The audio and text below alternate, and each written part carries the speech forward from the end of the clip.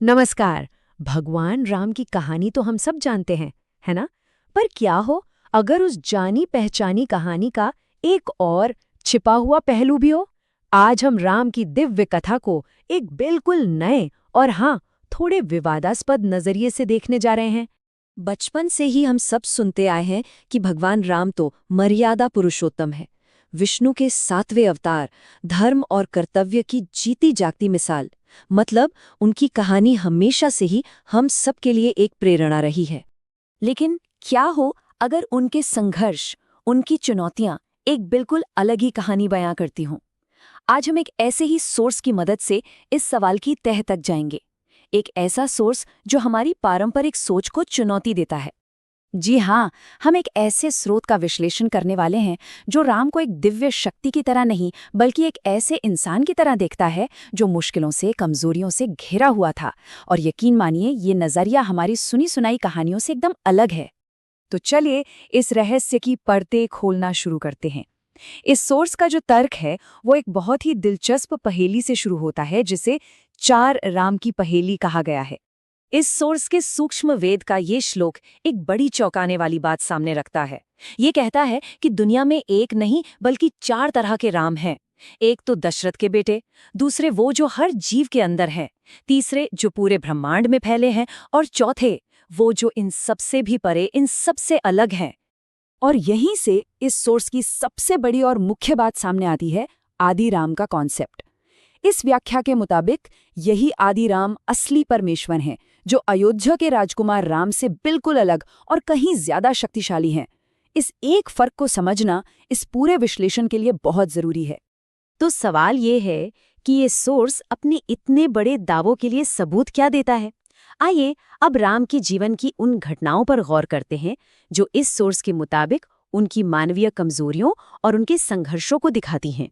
इस सोर्स के हिसाब से राम के जीवन के सारे संघर्षों की जड़ एक श्राप में छिपी है, और वो श्राप किसी और को नहीं बल्कि खुद भगवान विष्णु को ऋषि नारद से मिला था। कहानी कुछ यूं है कि विष्णु ने नारद के साथ एक छल किया, उन्हें बंदर का चेहरा दे दिया, और इसी बात से नाराज होकर नारद ने उन्हें श्राप दे दिया। इस व्याख्या के अनुसार ये श्राप इतना पावरफुल था कि खुद भगवान विष्णु को भी राम के रूप में धरती पर जन्म लेना पड़ा और पत्नी से बिछड़ने का दुख और दूसरे कष्ट झेलने पड़े। अब एक और विवादित घटना को देखते हैं, राजा बाली की मृत्यु। देखिए, ज्यादातर कहानियों में इसे एक तरह का रणनीतिक कदम माना जाता है, लेकिन ये सोर्स इसे सीधी सीधी कायरता कहता है। और उनका सवाल भी बड़ा मजबूत है। सोचिए, जो सर्वशक्तिमान ईश्वर हो, क्या उसे किसी को पेड़ के पीछे छिपकर मारने की जरूरत पड़ सकती है? ये किसी दिव्य शक्ति का नहीं बल्कि एक हताश इंसान का काम लगता है। अच्छा, अब बात करते हैं राम सेतु की, जो रामायण की एक और बहुत बड़ी घटना है। यहाँ पर ये सोर्स एक और हैरान करने वाला दावा करता है। वो कहता है कि राम खुद वो पुल बना ही नहीं पाए थे, बल्कि ये तो आदि राम थे, जो एक ऋषि मुनिंद्र का भेष धरकर आए और उन्होंने अपनी शक्ति से पत्थरों को पानी पर तैरा दिया। और सबूतों की लिस्ट यहीं खत्म नहीं होती। नागभास अस्त्र से राम और उनकी पूरी सेना का बंध जाना, और फिर गरुड़ का आकर उन्हें बचाना, रावण को मारने के लिए भी दिव्य मदद की जरूरत पड़ना, और यहाँ तक कि सिर्फ एक आम नागरिक के कहने पर अपनी गर्भवती पत्नी सीता को घर से निकाल देना। सोर्स के मुताबिक ये सारी घटनाएं बार बार राम की मानवीय कमजोरियों और उनकी दूसरों पर निर्भरता को ही दिखाती हैं। तो अब सवाल ये उठता है कि अगर राम इतने संघर्षों से गुजर रहे थे, तो फिर असली शक्ति किसके हाथ में थी? कौन था जो पर्दे के पीछे से सब कुछ कंट्रोल कर रहा था? चलिए देखते हैं ये सोर्स इस पहेली को कैसे सुलझाता है।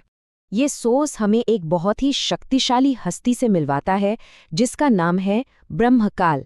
इस व्याख्या के अनुसार यही ब्रह्मकाल इस सारे खेल का असली विलन है, जो देवताओं और इंसानों सबको अपने कर्मों के जाल में फंसा कर रखता है, ताकि कोई भी जन्म मृत्यु के इस चक्कर से बाहर न निकल पाए। इस सोर्स के अनुसार जब जब राम बड़ी मुश्किल में फंसे, तब तब असली परमेश्वर यानी आदि राम ने छिपकर गुप्त रूप से उनकी मदद की। चाहे वो राम सेतु बनाने की बात हो, या रावण को मारने का वो गुप्त तरीका बताने की, या फिर हनुमान को सच्चा आध्यात्मिक ज्ञान देने की, हर मुश्किल और अहम मोड़ पर आदि राम का ही अदृश्य हाथ काम कर रहा था। तो फिर इस पूरी कहानी का निचोड़ क्या है? अगर ये व्याख्या सही है तो फिर हम सबके लिए मोक्ष यानी मुक्ति का रास्ता क्या है? ये सवाल मन में आना तो बिल्कुल स्वाभाविक है कि अगर राम की पूजा से मुक्ति नहीं मिल सकती तो फिर सही रास्ता आखिर है कौन सा?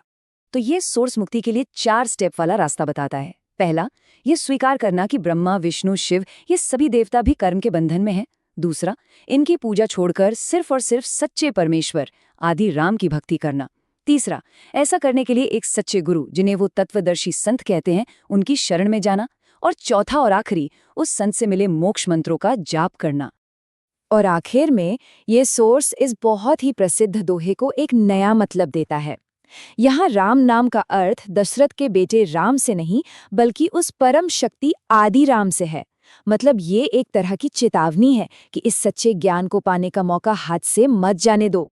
तो हम आपको इसी सवाल के साथ छोड़े जाते हैं कि किसी दिव्य माने जाने वाले व्यक्ति के मानवीय पक्ष को देखना, उनके संघर्षों को समझना, क्या ये उनकी महानता को कम करता है या फिर ये हमें दिव्यता और संघर्ष के बारे में कोई और गहरा सच बताता है? ये व्याख्या सही हो या गलत, पर ये सोचने पर मजबूर जरूर करती है। इस पर विचार जरूर कीजिएगा।